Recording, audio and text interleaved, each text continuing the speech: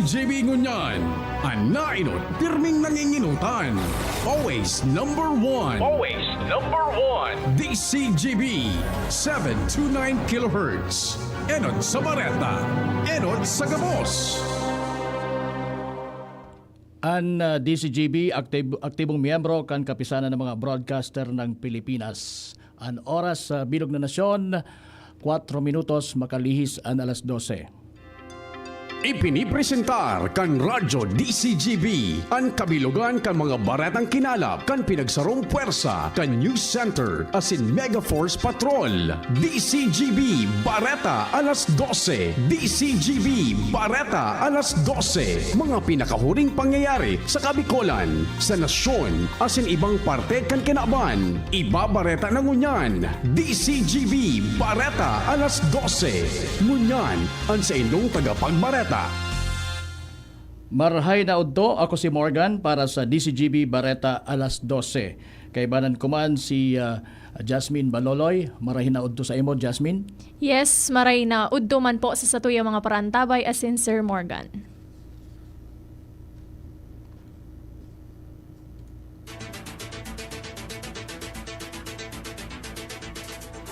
Ngunyan sa headlines kan mga bareta sa lado lokal.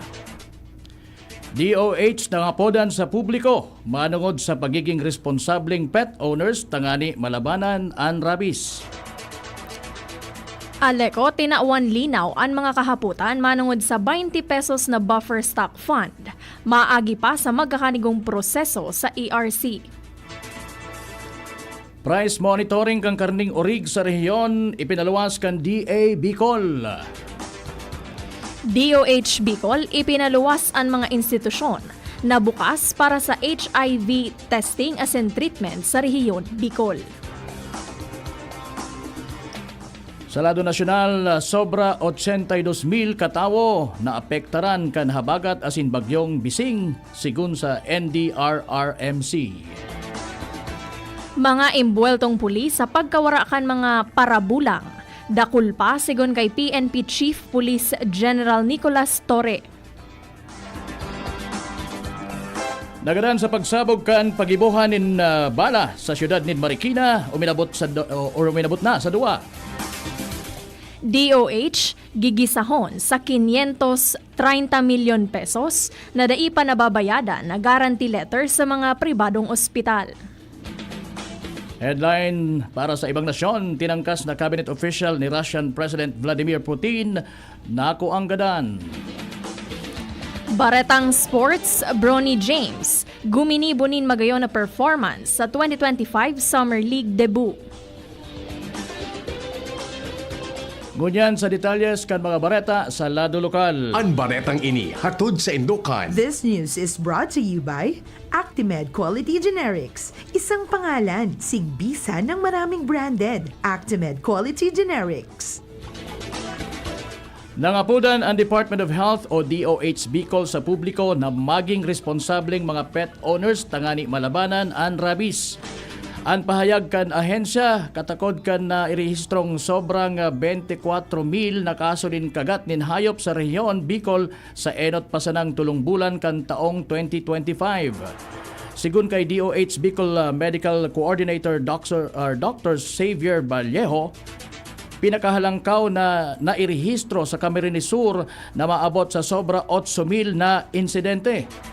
Dagdag pa niya na alagad nakakagadan ang rabies, 100% man ining naiiwasan. Sinabi pa niya na nagpapabakuna sa mga alagang hayop, dakulang bagay na kaipuhan na masabayan nin aktibong partisipasyon sa komunidad para sa kaligtasan kan mga hayop asin mga residentes sa palibot. Dagdag pa ni Dr. Vallejo, tangani masiguro na ligtas ang mga bakuna laban sa rabies, pigingganyer niya ang publiko na magkonsulta sa mga DOH Certified Animal Bite Treatment Center o ABTCs sa saindang mga lugar. Sa presente, may 52 na ABTCs sa bilog na rehiyong Bicol na may sufisyenteng supply nin bakuna asin nag-opresir nin serbisyong konsultasyon para sa mga nangangaipuhan. Ang baretang ini hatod sa Indukan. Artisan Joint Supplement. Bumabagal ang galaw dahil sa joint pain at arthritis. Mag-Artisan. Tinauan linaw kan Albay Electric Cooperative o ALECO na dai pa man hahagadon sa mga miyembros konsumidores ana aprobaran na 20 pesos na buffer stock fund. Katakod kan ginibong Annual General Membership Assembly o AGMA kanakaaging semana. Sigon sa entrevista kan DCGB News kay ALECO Public Information Officer Angeli Joy Galero, maagi pa sa approval kan Energy Regulatory Commission o ERC. Ang nasabing lakdang kung sa insusuratan paninda ang komisyon asin mapadaranin mga magkakanigong dokumentos. Pakatapos kaini mahalatan kooperatiba nin approval kan nasabing ahensya kung sa indigdiman maaraman ang desisyon kan ERC. Kung tutugutan ini asin kuno arin pupuunan ang implementasyon kan dagdag na buffer stock fund. Sinabi pa ni Galero na posibleng mapakaskas ang pag-aprobar dahil kaibahan ang mga personahes kan ERC sa mga mabisita kan nakaaging AGMA 2025. Ang baretang ini hatod sa Indukan. Plemex. Pag may ubo o hika, Plemex agad. Basta lagundi, Plemex. Nanutaran ang pag-ibaba kan presyo kan live weight asin karne kan urig basado sa ipinalawas na bagong hog price monitoring kan Department of Agriculture o DA Bicol kasuhapon. Sigon sa abiso, mababakal sa presyong 180 sagkod 220 pesos ang live weight kan urig sa Albay asin Camarines Sur. 170 pesos sagkod 190 pesos sa Sorsogon. 190 pesos sagkod 200 pesos sa Masbate. 220 pesos sagkod 250 pesos sa Catanduanes, mantang 220 sagkod 230 naman sa Camarines Norte. Salado naman kan karne o kasim, mababakal ini sa 360 pesos sa Masbate, 360 pesos sagkod 370 pesos sa Sorsogon, 370 sagkod 380 pesos sa Albay, 370 sagkod 390 pesos sa Camarines Norte, 370 sagkod 400 pesos sa Camarines Sur, mantang pinakahalangkaw na presyo naman sa Catanduanes na may 400 sagkod 420 pesos. Ang Inanunsyo baretang ini hatod sa Indukan. Plemex for Kids. Mommies, agapan agad ang ubo at plemang nakabara. Pambatang lagundi. Plemex! Inanunsyo kan Department of Health o DOH Bicol ang man iba-ibang HIV care facilities sa bilog na rehiyon. Basado sa anunsyo sa kabilugan na 299 care centers sa nasyon, 8 digdian sa Bicol Region. Sigon sa DOH Bicol, ang mga care facilities makukuha sa Bicol Regional Hospital and Medical Center, Bicol Medical Center, Bicol Region General Hospital and Geriatric Medical Center, Masbate Provincial Hospital, Camarines Norte Provincial Hospital, Eastern Bicol Medical Center, Family Planning Organization of the Philippines, asin sa Sorsogon Provincial Hospital. Sa mga nasabing institusyon, pig-upresirdigdi ang mga serbisyo arogan combination prevention method o an condoms, lubricant, asin pre-exposure prophylaxis, HIV screening, asin confirmatory testing, antiretroviral therapy, pati na ang mental health as in psychosocial support. Uminabot na sa totalmenteng 12,601 miyembros konsumidores on-site as in online ang nagatindir kan ginibong Annual General Membership Assembly o AGMA kan Albay Electric Cooperative o ALECO kan nakaaging simana. Sigun sa entrevista kan DCGB News kay ALECO Public Information Officer Angeli Joy Calero, nairehistrong partisipantes 5.2% kan kabilugan na bilang kan mga miyembros konsumidores kan kooperatiba kung sain naabot kaini an 5% na kaipuhan na partisipantes para magkaigwanin quorum. Sa asembleya, ipresentar digdi an man iba-ibang detalyes kan ALECO, partikular na an buffer stock fund. Sigun kay Galero, 14 million pesos ang nagastos hali sa buffer stock fund kan ahensya kan nakaaging taong 2024. katakod kan na naging destroso kan Typhoon Christine. Dagdag pa niya na ngunya na taon nakagastos na sindanin 8.9 milyones pesos dahil paglilinaw man ni Galero nakaipuhan na mag-procure kan kooperatiba nin mga materyales, ekipahes, asin iba pa para sa preparasyon sa mga paabot na bagyo sa probinsya. Tinawan asigurasyon niya man ang publiko na ang buffer stock fund da ininda pwede gamiton sa ibang bagay kundi para sa procurement kan mga materyales kung may bagyo. Sinabi pa kan opisyal na ang disbursement asin procurement kan fondo ang may giya ang may giya hali sa National Electrification Administration asin audited ini kan governing agency kan ALECO. Nangapudan ang Department of Economy, Planning and Development o DepDev Bicol sa mga kontraktor sa rehiyon Bicol na magparehistro sa gigibuhon na Philippine Contractors Accreditation Board o PCAB Roadshow sa Agosto 14 sagkod 15 ngunya na taon. Sigun sa DepDev Bicol, kaibahan ninda ang Department of Trade and Industry o DTI Bicol sa aktibidad kung saan may kamauotan ining magkondusir nin mga informative sessions sa mga relevant na guidelines, procedures as in updates sa PCAB team. Dagdag pa kan ahensya limitado sa naan slots para sa mga maawot magpartisipar kung saan ang mga maparehistro. Magbisita sana sa indang official Facebook page para sa registration link. Tinawan linaw man kan DepDev Bicol na libre ang pagpaparehistro, first come first serve basis ini, asin mahigpit na pinagbabawal ang walk-in registration kan mga kontraktor. Ang aktibidad, katakod kan ginibong matrayumpong PCAB Roadshow kan nakaaging taon kung saan sinabi pa kan ahensya na preparado sindang maging mas marhay ang serye kan mga roadshows ngunya na taon.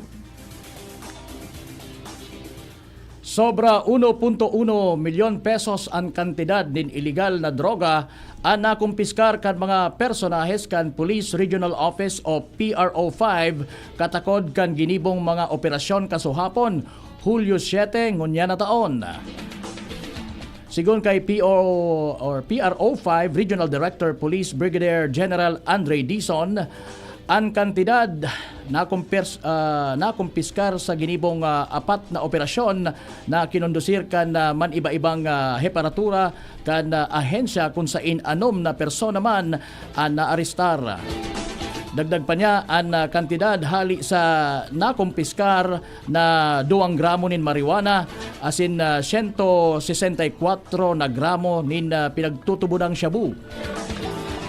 Apuera pa kaini katakod man kan ginibong mga operasyon kan ahensya sa bilog na rehiyon Bicol poon alas 6 nin pagkaaga kasuhapon sagkod alas 6 nin aga ngunya na aldaw tulong most wanted persons asin 15 other wanted persons man ang naarestar kan ahensya sa laog nin 17 operasyon. Dagdag pa ni Dizon, 5 man naarestar ninda sa lado kan illegal na pagsusugal katakod kan 2 operasyon na ginibo sa bilog na rehiyon. Preparado na ang gabos para sa gigibuhon na enot na regular session kan sangguniang panlalawigan ngunya na hapon sa bagong session hall sa Albay Capitol Annex Building, Old Albay District, Legazpi City. Sigun sa impormasyon, highlight sa gigibuhon na session ang pagpahayag ng executive message ni Governor Noel Rosal sa hampang kan mga elihidong miyembros kan sangguniang panlalawigan, pati na ang mensahe ni Vice Governor Diday Co asin mga bagong miyembros kan sanggunian. Sa opisyal man na Business of the Day, gigibuhon ang adoption kan internal rules and procedures kan 15th sangguniang panlalawigan. Susundan in formal na pirilian asin nominasyon kan floor leader asin assistant floor leader pati na ang pag-ilhir kan majority asin minority leader. Nakatalaan man nagibuhon sa session ang eleksyon kan mga magiging chairman kan mga standing as in special committees pag-aprobar kan resolusyon na maautorisar kay Governor Rosal as in acting provincial treasurer Brenda Flores na mapirma sa gabos na warrant as in cheque kan provincial treasury para sa mga gagamiton kan probinsya pati man ang pag-autorisar kay Vice Governor ko na opisyal na mapirma sa gabos na gagastuson man kan sangguniang panlalawigan. Pigbosol ni Daraga Municipal Councilor Attorney Ian Makasinag an anti-EPAL ordinance kung sain pig-aasahan na tuto karon ini sa ikaduwang regular na sesyon kan sangguniang bayan kan Daraga ngunya na aldaw. Sigun kay Makasinag, nakapalaman sa ordinansa na ang gabos na propiedades, bihikulo, building asin iba pa, wara dapat nin pandok, pangaran o logo nin mga politiko o opisyal tangani mairayo ang propiedades kan gobyerno sa mga personal na interes o political interest kan mga individual. Katakod ka ini, pig-abangan man kan publiko kung mauuyunan kan mayorya ang nasabing ordinansa na gigibuhon first reading ka ini sa gigibuhon na regular session at sana hapon. No quarry at all sa Ligao City. Ini ang tinaawan doon ni Ligao City Mayor Fernando Gonzales sa entrevista kan DCGB News. Sigun sa iya, ang quarry as in desilting nagpapalala kan pundasyon kan mga istruktura kan proyekto kan gobyerno sa lugar. Dagdag pa niya na mas tututukan kan sa iyang administrasyon ang proteksyon sa mga proyekto kan lokal na gobyerno kan Ligao kesa isakripisyo ini tanganing paboran ang mga quarry operators as in desilting sa lugar. Sinabi pa niya na kung in kaso na makakuanin permit ang mga operators sa Provincial Environment and Natural Resources Office, daiman sa giraray niya tutugutan ang mga ini. Dahil dai niya i-issuehan in mayor's permit to operate ang mga operators. Tinaawan doon pa kan opisyal na alagad nakakakuanin porsyento ang barangay asin syudad sa mga quarry operators. Napapaduman man sa nasa giraray ini sa pagpapaayos kan mga nadistrosong proyekto kan syudad kung kaya mas marhay na dai na pagtugutan ang pagkwari sa lugar. Yan ang kabilugan kan mga bareta sa lado lokal. Iba pang maiinit na mga bareta sa pagbabalik kan DCGB Bareta alas 12. Pre, makinig ka muna. Payong kaibigan lang ha. Work hard, play hard. Yan ang motto ko dati. Pero nakakapagod din pala katagalan. Sa gitna ng lahat ng mga puyat, inom at pagkain ng masasarap, kasama na ang oily at fatty foods, kailangan pa ring bantayan ang kalusugan. Tamang kontrol ang kailangan. Katuwang ko, ang Liverade. May Silimarin na maaring makatulong protektahan ang atay. Cheers to more good times. Be a liver lover. Mahalagang paalala, ang Liverade ay hindi gamot at hindi dapat gamitin paggamot sa anumang uri ng sakit. Ang good drinks at good food, perfect combo. Isama pa ang Liverade para sa kalusugan ng atay. Mabibili sa mga leading drugstores nationwide. May iba't ibang karamdaman ka ba gaya ng high blood pressure, diabetes, sakit sa puso, sa kidney, sa atay, may myoma na stroke, may gallstones, cancer at marami pang iba? Ang Amazing 4 ng Miracle Health Corporation ang subukan mo. Makakatulong dahil mula ito sa epektibong Amazing Trio at mas lalo pang pinalakas dahil sa Mega 1 na mayroong 21 sangkap. Subok ng nagpapalakas ng immune system at marami na ang mga natulungan na mayroong iba't ibang karamdaman. Huwag nang patagalin pa. At magpakonsulta. Maaaring pumunta kay Doc Joey Bitito sa Barangay 18, Cabangan West, Legazpi City, kaharap lang ng Bangko Sentral ng Pilipinas. O tumawag sa 0998-975-8121 or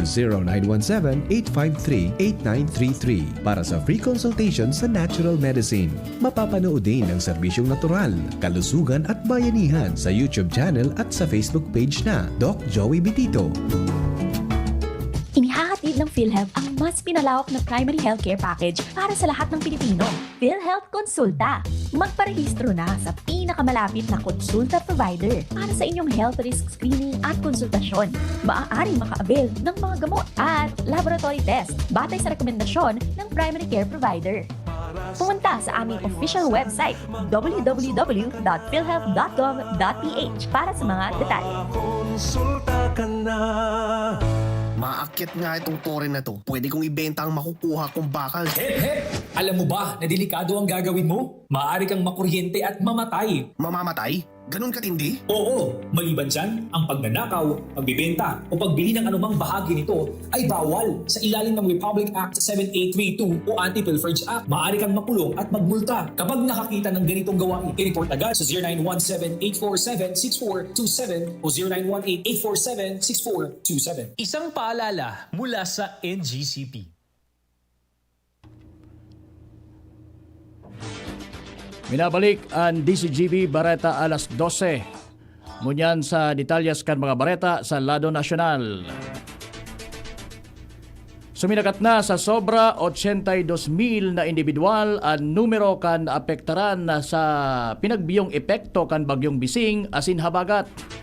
Base sa July 7 report kan National Disaster Risk Reduction and Management Council o NDRRMC, apektado ang kabilugan na 27,401 na pamilya o katumbas nin 82,548 na individual hali sa 14 na barangay sa Rehiyon 1, Rehiyon 3 asin Cordillera Administrative Region o CAR.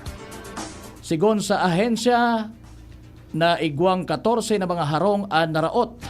Duwadigdi sa Rehiyon 1 na totally damaged samantang 12 sa CAR na partially damaged. Sa ngunyan, pig-aaraman or pig-aaram pa kan kabilugan na kantidad kan danyos kan nasabing kalamidad. Sinabi ba kan ahensya na solamenteng duwang pamilya o katumbas nin siyam na individual ang pig-evacuar pasiring sa mga evacuation center mantang nasa sobra 1,000 na pamilya o sobra 3,000 na individual ang pig-tabangan sa luwas kan evacuation centers. Sa ngunyan, pig-aaram pa ang kabilugan kan kantidad kan danyos kanasabing kalamidad sa sektor nin agrikultura, siring man sa sektor kan infrastruktura.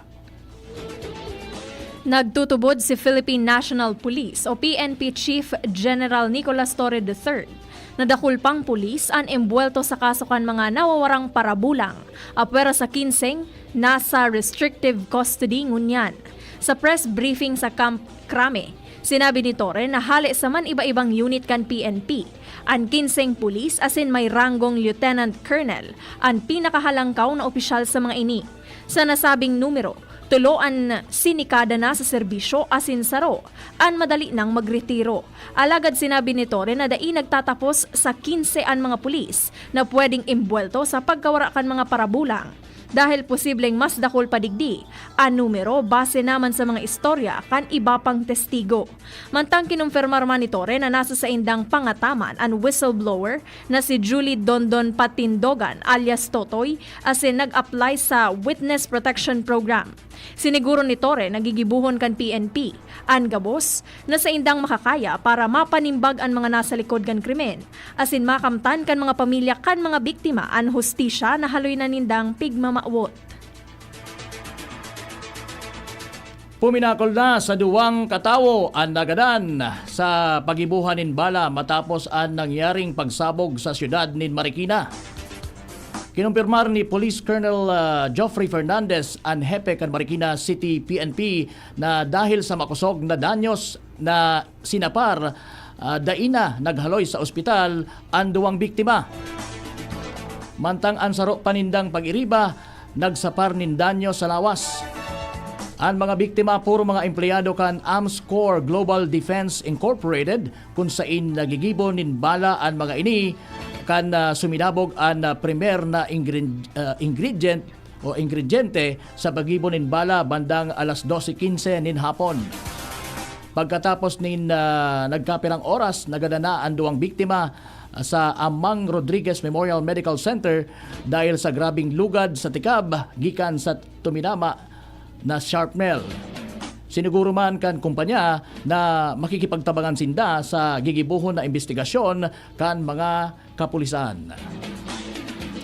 Papaimbestigaran ni TGP Party List Representative Jose Bong Teves Jr.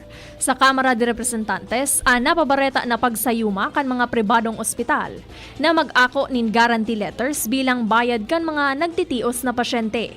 Sinabi ni Teves na ipapaapod niya sa pagbukas kan Kongreso ang Department of Health o DOH para pagpaliwanagon kung nata dai nababayadan ang mga private hospital mantang basado man ini sa national budget para sa taong 2025 o taon 2024. Sigon sa Private Hospital Association of the Philippines Incorporated, naigwang mga miyembro na sinuspindir ang pag-ako nin mga guarantee letter dahil sa atrasado ang pagbayad kan gobyerno sa iraram kan medical assistance for indigent and financially incapacitated patients program kan DOH.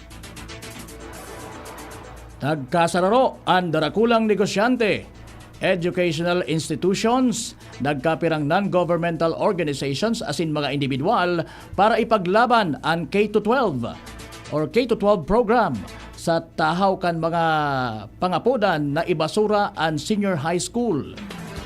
Apisar kan pagabat sa mga nagtitios ang K-12 sa paghiling kan mga kritiko, mas madidehado ang mga ini kapag tinanggal ang nasabing programa sa edukasyon.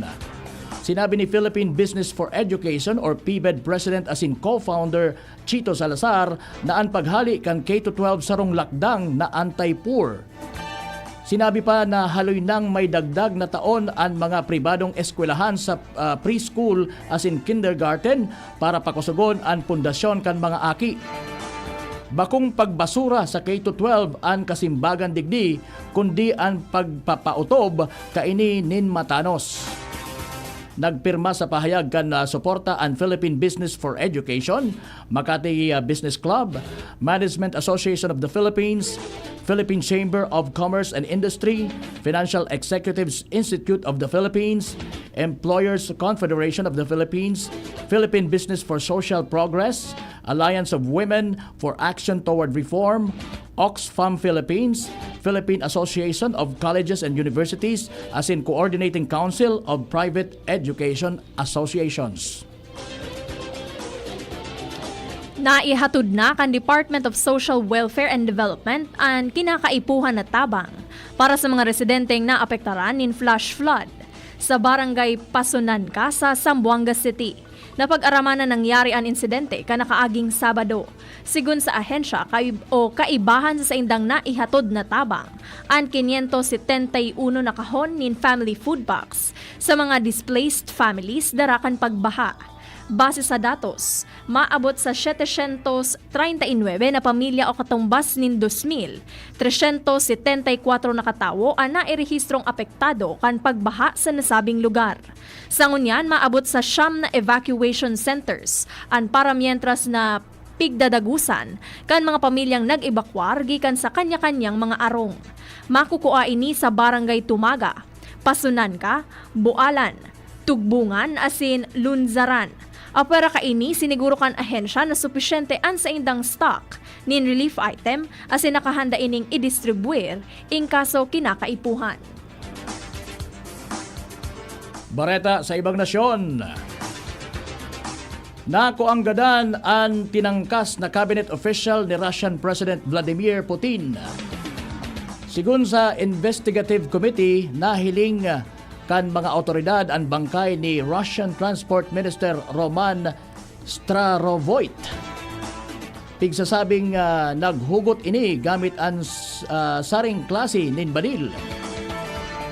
Daiman pinag-unambitahan kan mga otoridad kung ano ang rason kan sa iyang pagkakasipa sa pwesto. Nagpapadagos pa man giraray ang pigigibong investigasyon kan mga otoridad may kinaarawan sa insidente. Baretang Sports, nagpahiling nin magayon na performance ang aki ni NBA superstar LeBron James sa iyang 2025 Summer League debut. Hinampang ni Bronny James asin kan Los Angeles Lakers ang Miami Heat asin nagibo kaini na mangibabaw sa score na 103-83. Nangenot o pinanginota ni na Cole Swider asin Bronny James ang Lakers asin nagibo kan duwang bagitong Lakers na magbulsanin pinagbiyo na 22 points kung sa 10 points kay Swider mantang 10 points man kay Bronny. Dahil sa magayon na opensa asin depensa kan Los Angeles, ginana kaini ang kawat pugol ang 10 puntos na bentahe. Inina ni kaduwang taon ni Bronny sa NBA kung sa iyang season, nagibo niyang magkawat sa laog nin 27 games. Digdi, tinawan siya nin 6.7 minutes per game para magkawat.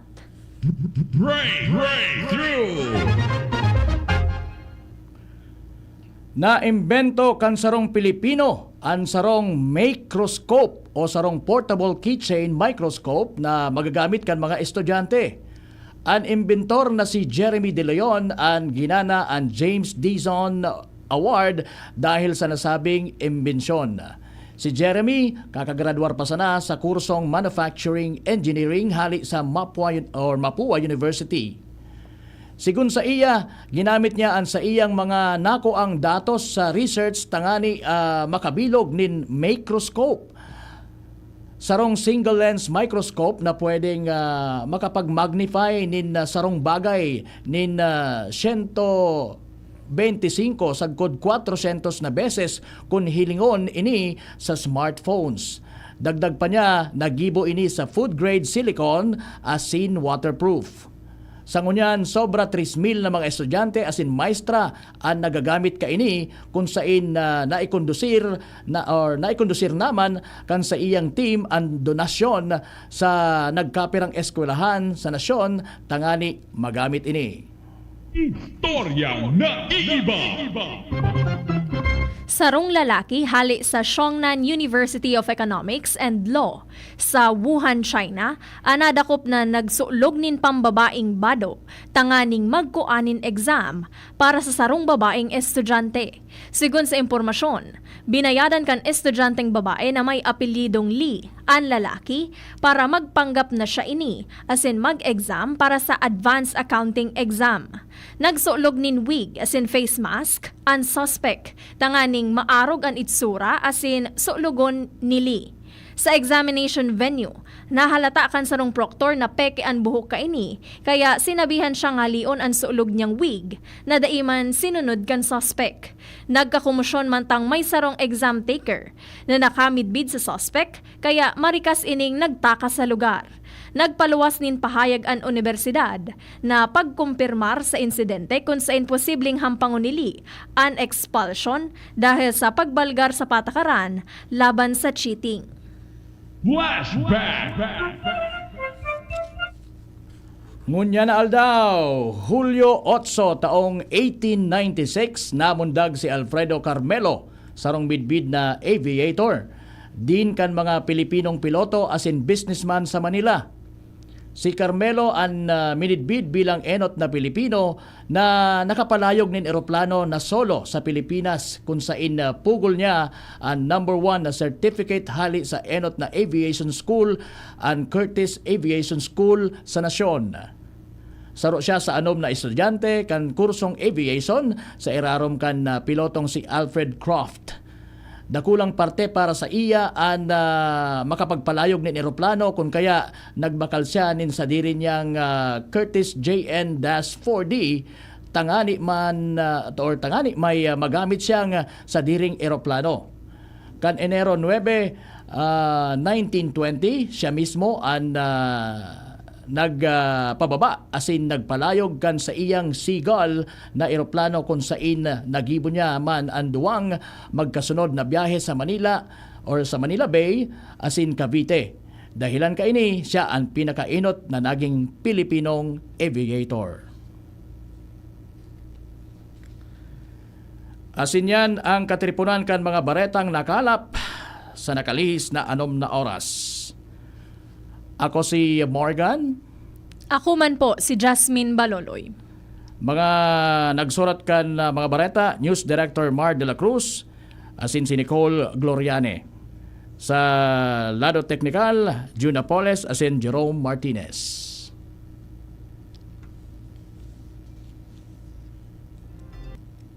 madangog ang mga darakulang bareta ngunyan na aldaw. Ang tabayan ng giraray sa aga, ang sarupang edisyon kan